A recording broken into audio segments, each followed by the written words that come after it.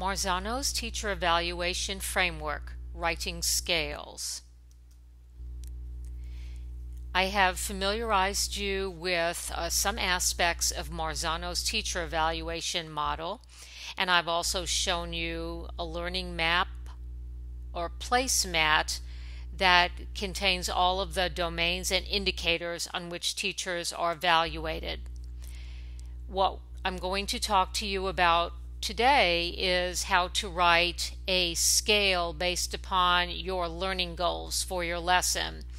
We are talking about Domain 1, Classroom Strategies and Behaviors from the Marzano Teacher Evaluation Model, and we are dealing with Design Question 1, Communicating Learning Goals and Feedback, and you will be learning about how to create a scale.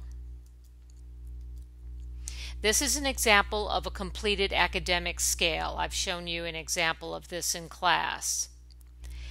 And wanted to show you why scales are highly recommended by Marzano.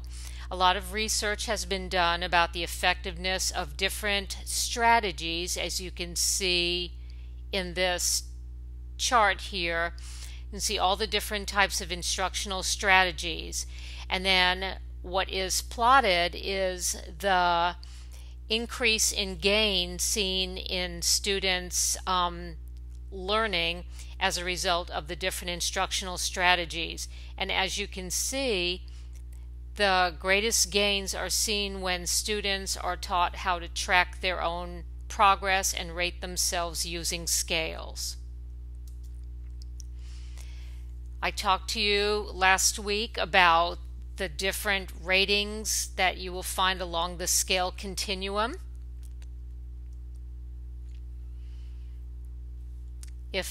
And these are different ratings based upon the students' self-assessment of their comprehension of the content that has been taught. And I went over this information with you in class. These are examples of simplified academic scales. These are some examples that have been posted around some of the schools. Here's another simplified academic scale example. And let's just quickly review Marzano's generic scale. You will be asked to organize your learning goals and Sunshine State standards and Common Core into academic scales. The target learning goal is 3. That's what teachers and students should be shooting for. Progressing is students' understanding of simpler content, and advanced is if students are able to take what they've learned and use it in a more real life or advanced way. This is an example of the information that is found at the different levels of a scale. So just look this over and get familiar with it. This is an example of a completed academic scale. This is actually from a school in Seminole County. You can see the subject is social studies. The course is world history. The standard and benchmark is indicated right here. You'll see the topic or the keywords that are used, and then again the grade level. This is what is expected at level 4. The target level is 3. These are the expectations of what students should be able to do at that level. This is level 2,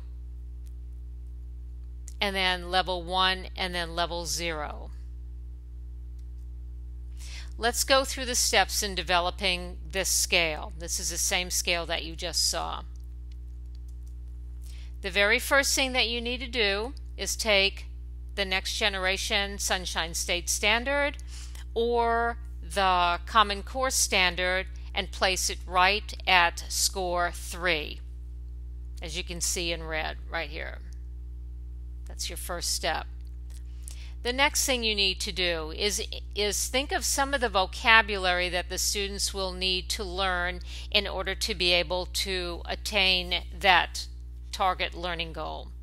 You'll see this information here in red, and that will go into level 2. The next thing you have to think about is what students should be able to do at the level 2, and it will be a subcategory or a lesser degree of information than what the students will be expected to know for level 3. In level 3, the student will be able to identify democratic concepts developed in ancient Greece that served as a foundation for American constitutional democracy. So, for level 2, the student will be able to identify some democratic concepts developed in ancient Greece. The next thing you need to do is think about some of the indicators of behaviors that students should be able to do in order to help them attain this learning goal or standard for 3. Now, the student will be able to identify democratic concepts developed in ancient Greece that served as a foundation for American constitutional democracy. Well, in order to be able to do that, they should be able to explain how the ancient Greeks carried out direct democracy, including voting, lawmaking, and civic participation. They should also be able to compare and contrast the Greek system of democracy with the American system of representative democracy. So those are 2 things you would include there. The next thing you will do is go up to level 4 and think of what you would expect students to be able to do with the information in number 3 that would go beyond your expectations. So here we have indicated that the student will be able to predict the problems that might occur in a political system that supports a direct democracy in today's world. You could include something like this: the student will teach his or her peers that particular information. So that would take the student's behavior beyond the expectation for level 3. And here is the completed scale. I didn't mention numbers 1 or 0 here, but basically 1 is going to be where you expect the student to perform at a lower proficiency level than that for 2. So for number 1, you'd say with help the student will be able to identify 1 or 2 democratic concepts developed in ancient Greece. And then 0 would be even with help the student is unable to identify any democratic concepts developed in ancient Greece. So that's the completed scale. You are now ready to practice creating a scale. And what you see here is an example of a template that I will be supplying you with in class and also on the course wiki. Have fun!